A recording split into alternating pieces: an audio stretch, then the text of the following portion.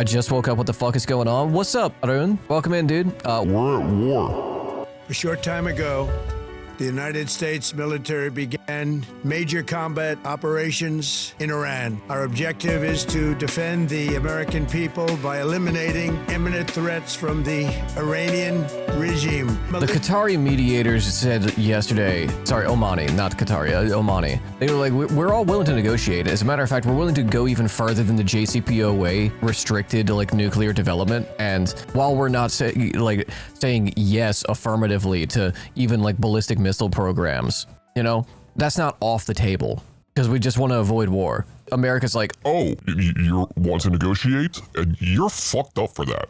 You're fucked up. Okay, how dare you? The Iranian regime seeks to kill.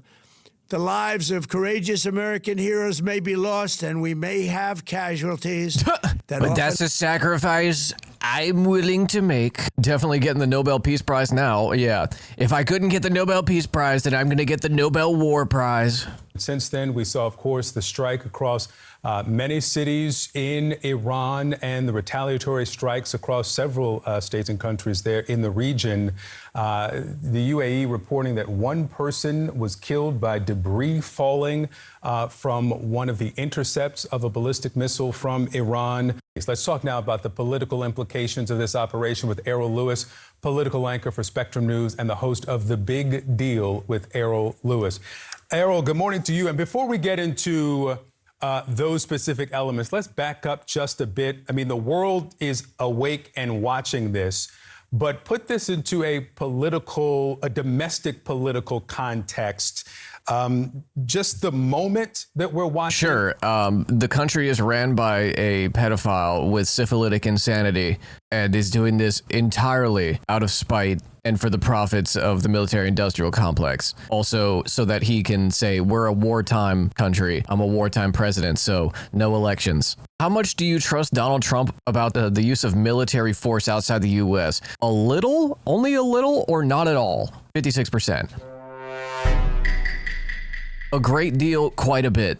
What is this spectrum of confidence? What the fuck? Do you support Donald Trump a lot or a whole lot? Yeah, that 27% is the fash base. Yeah, the 20 to 30% rule remains in place. Jason Hickel said this, bombing Iran in the middle of negotiations while starving Cuba, while genociding Palestinians, while threatening to invade Greenland. The U.S. and Israel are the single greatest threat to humanity, and it's not even close. We are all forced to live in the nightmare that they create. Yes, and every single major country should be cutting off everything to Israel and America. It's gonna suck for us here, but like cut everything off. This is so incredibly fucking dangerous. If there were ever a president that is willing and able to launch a nuke, it would be fucking Donald Trump and Pete Kegsteth, whatever the fuck his name, Kegstan. It's like, it's not good, man.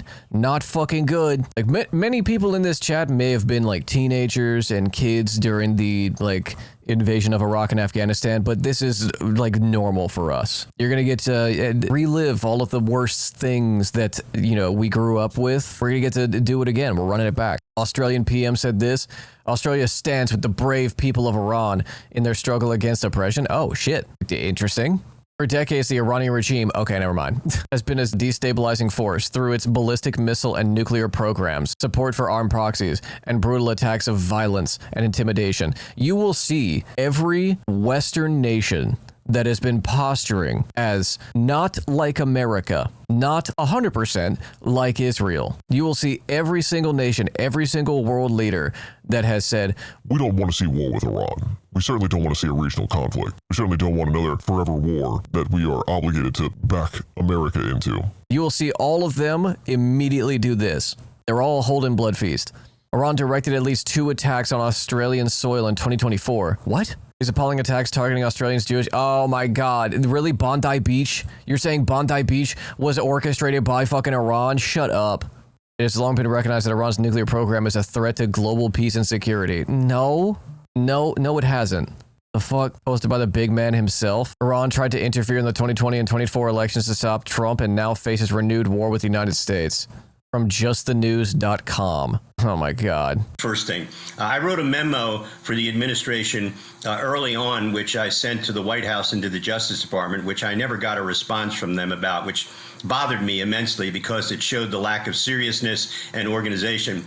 It is very clear. He's referring to an arson attack on a synagogue in Melbourne that our intelligence agencies claim was linked to the Iranian government, not the Bondi terror attack. Okay. That President Trump and private citizen Trump was the victim of a brazen plot conspiracy to deny him his civil rights, both as a candidate in 2016, as a private citizen thereafter, and as a candidate in 2020. This is what happens when you don't lock up politicians that try to do a coup, by the way. This is what happens when you try and return to normalcy instead of locking up a former president that tried to coup his own country. Normally, when a president tries to do that, when like a prime minister, when a president tries to initiate and carry out a coup, they're either in prison, executed, or they're forced to flee the country, usually to America, to Boca Raton. That's normally what happens. But instead, we had 9 months of committee hearings that did not ultimately charge Donald Trump with facilitating a coup attempt and lead to really any of the major actors that facilitated this shit, including and not limited to Charlie fucking Kirk. We carry the flame. You know, like we could have avoided all of this if we just put this motherfucker in prison. Oh man, yeah, it does feel like a speed run. Everything he's done has been suicidal. This is the worst thing you could do. If you want to, you know, try and party out the last remaining like decades of American empire by, you know, trying to capitalize on it and like make as much money as possible, probably the worst way to do it. Yeah, something, no new wars.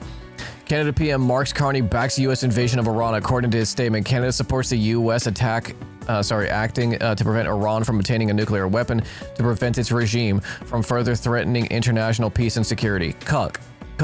If you want to see who the future leaders that will stand the test of time going forward, the ones that say don't do this, that's who you need to look to. The ones that are not supporting this, that's the leaders that you need to look to. And I can promise you, most of them are not going to be in the West.